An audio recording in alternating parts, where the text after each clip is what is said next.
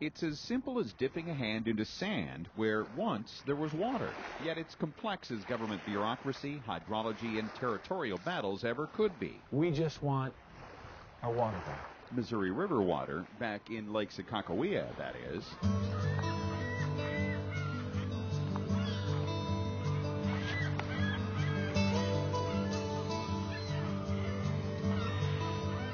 After years of drought drained water from the big reservoir, North Dakotans realized they needed a voice to demand that their concerns for recreation, community water supplies, and more be heard by the government agency running the river. The fear was that downstream states, with their cries for water to maintain barge traffic, were being given too much consideration. Enter the Friends of Lake Sakakawea, a grassroots organization formed in 2001 at the request of U.S. Senator Byron Dorgan. I suggested that they form an organization, that I would work with them. An organization that could focus the efforts of many single-issue groups on an overall goal, maintaining a healthy water level in Lake Sakakawea and other upstream reservoirs formed by the damming of the Missouri River in the 1950s. It was people from across the state helping North Dakotans maintain their connection to the big lake. It's an unbelievable thing. Spend a day on the water, and I think that there will come a time in our lives when we will look back and say, my, oh my, oh my. We certainly should have taken better care of all of that. The Friends of Lake Sakakawea say that time, the time to take better care of the lake, is now.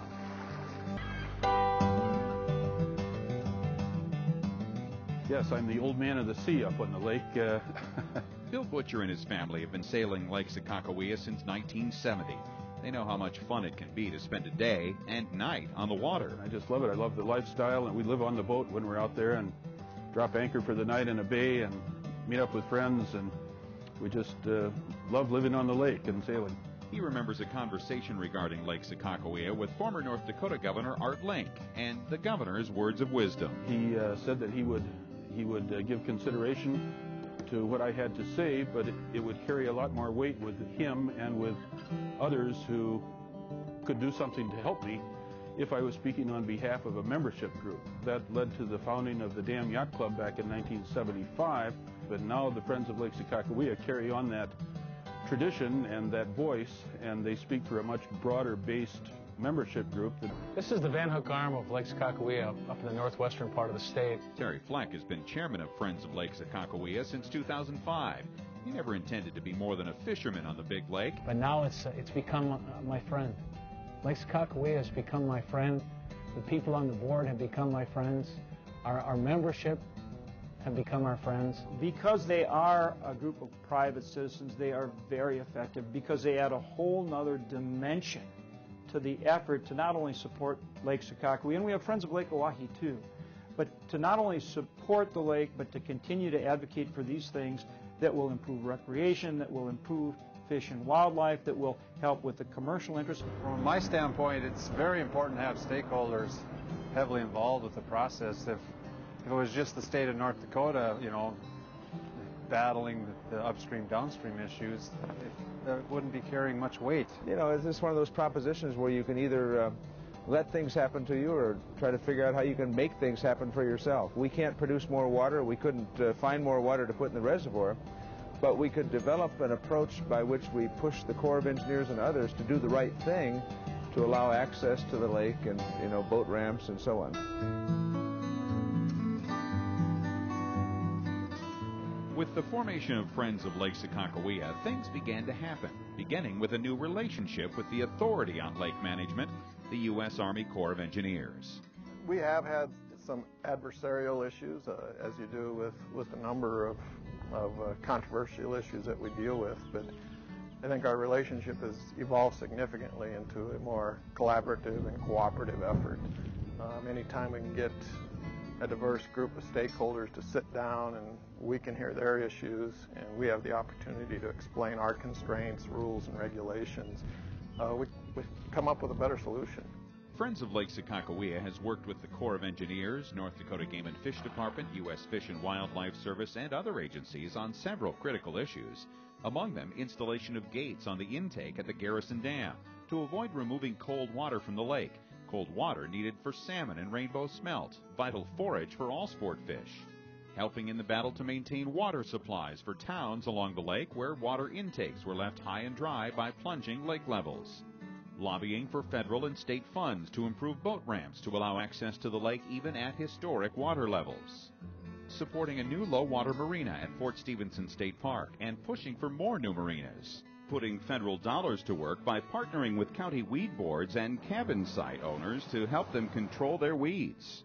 And working directly with the top brass of the Corps of Engineers on projects like curtailing the navigation season downstream and developing a new master plan for Lake Sakakawea.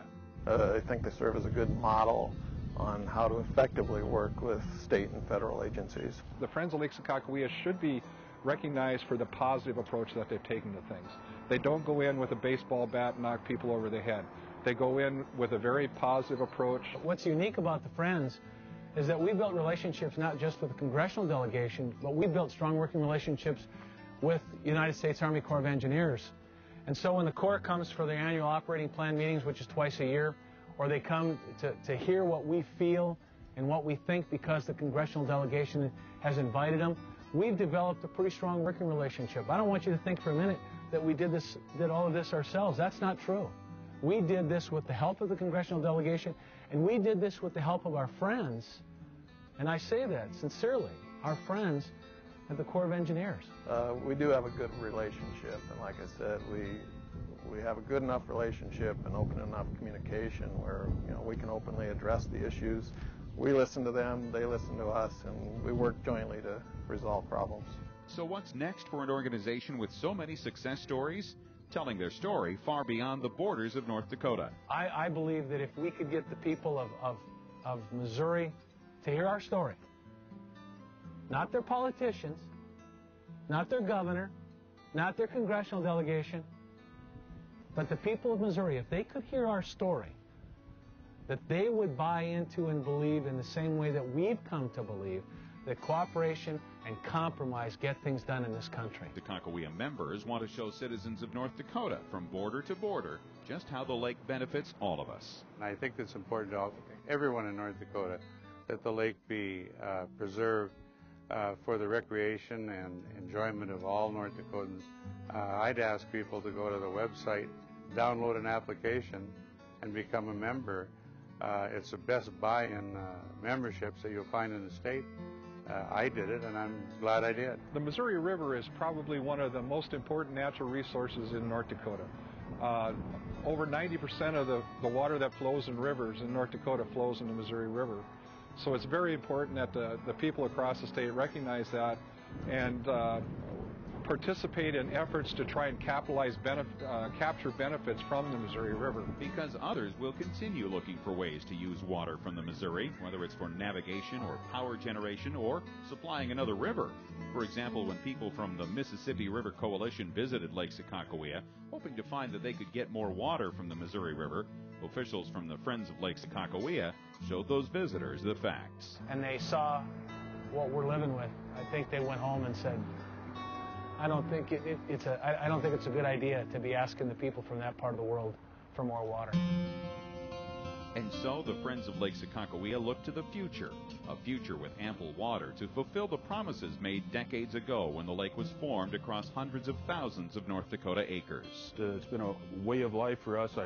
We've raised 2 daughters, and now we've got 2 daughters and their husbands and kids who are sailing on Lake Sakakawea, and it's going to be a butcher tradition for a long time to come. I think it's very important that the Friends of Lake Sakakawea continue. They've done their advocacy the right way. It's been a great experience with them. They've been very helpful. The negatives are out there, and a lot of groups formed to talk about what's wrong. This group, yes, we formed this group because of what was wrong, but this group has been dedicated to try to figure out what can we do to make it right. That's what distinguishes this group, and it's why they've been so successful. Friends Chairman Terry Fleck says making things right over the long term will require more members and continued commitment to the cause, so that the sand now making up the shoreline of Lake Sakakawea is soon again covered with water and stays that way for